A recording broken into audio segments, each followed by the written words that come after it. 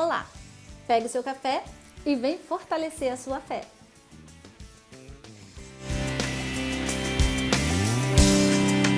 Meu nome é Renata e nós vamos devocionar.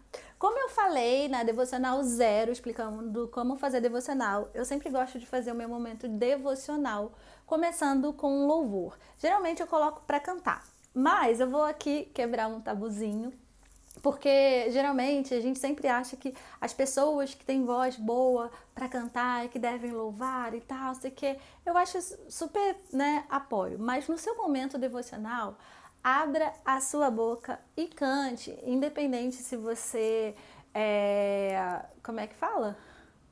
Independente se você é desafinado, independente se você não sabe cantar direito a letra da música, só toma cuidado para não falar nenhuma heresia quando você estiver cantando, mas abre a sua boca e comece a louvar.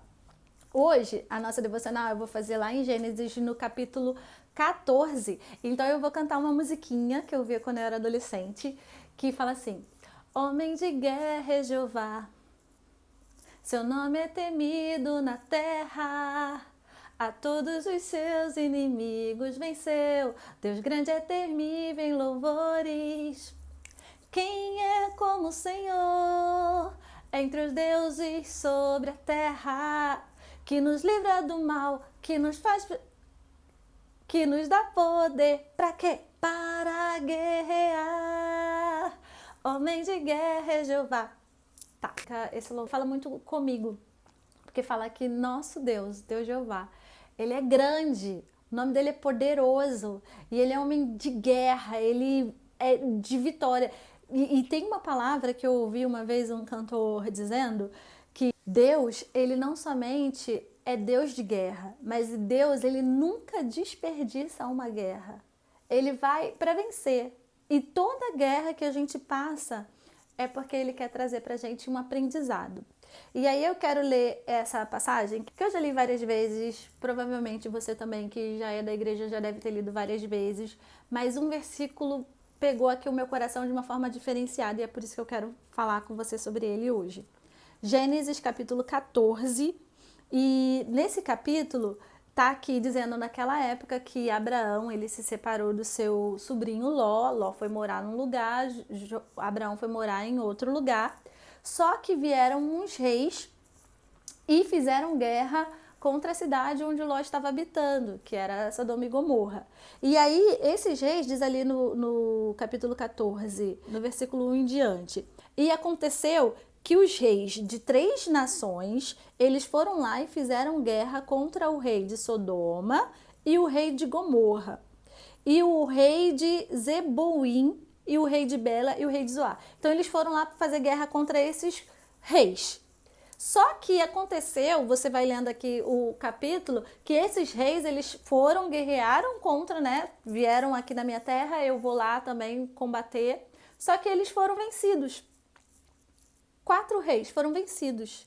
E aí, o rei de Sodoma e Gomorra, os dois, eles caíram num lugar onde estava cheio de betume e os outros reis, fugiram.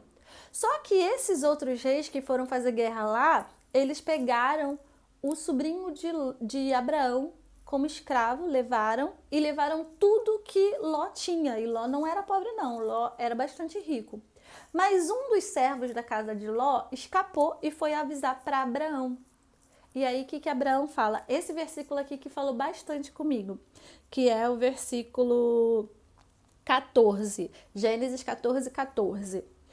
E quando Abraão ouviu que seu irmão foi levado cativo, ele armou os seus servos treinados, nascidos na sua própria casa, 318, e os perseguiu até Dan. Versículo 15. E ele se dividiu contra eles, e eles e seus servos à noite, e os feriu e os perseguiu até Obá, que está à esquerda de Damasco. E ele trouxe de volta todos os bens e trouxe novamente o seu irmão e os seus bens e também as mulheres e o povo.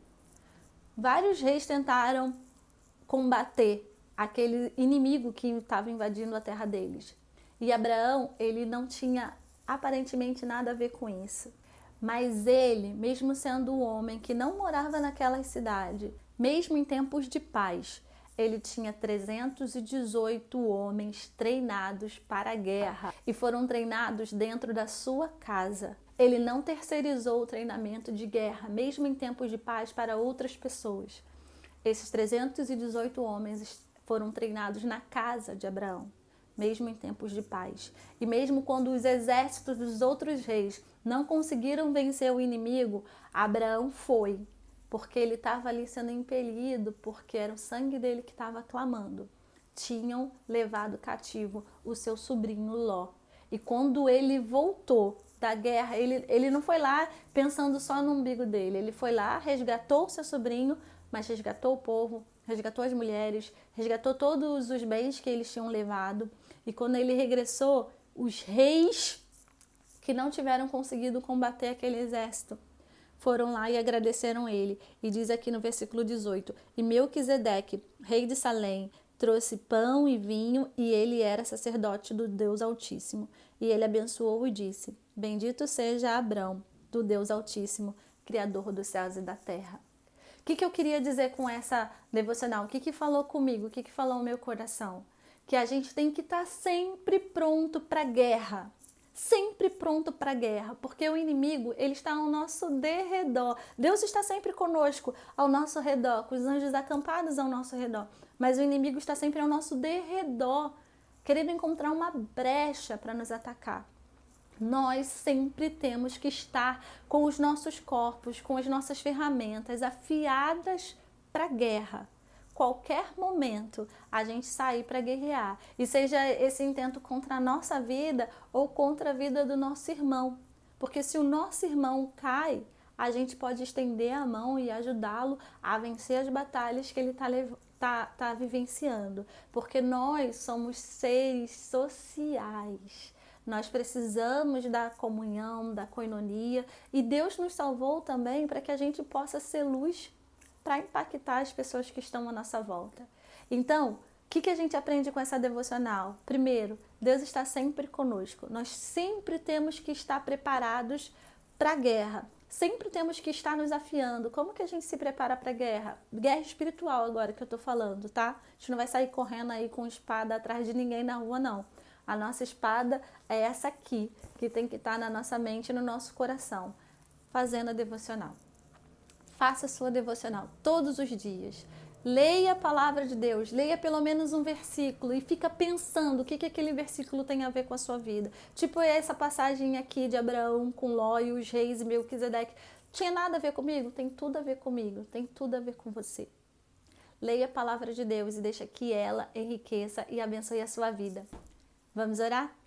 Deus, muito obrigada pela tua palavra revelada a nós, muito obrigada pela tua salvação.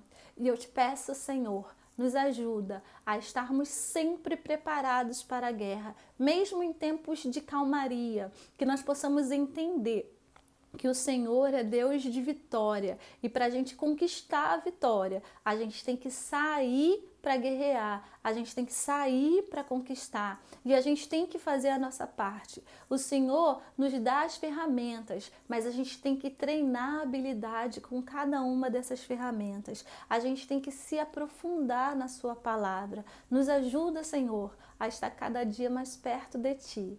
Nós te amamos e muito obrigada, porque nós só te amamos, porque o Senhor nos amou primeiro. Abençoa a vida de cada um que está aqui, em nome de Jesus. Amém. Até a próxima!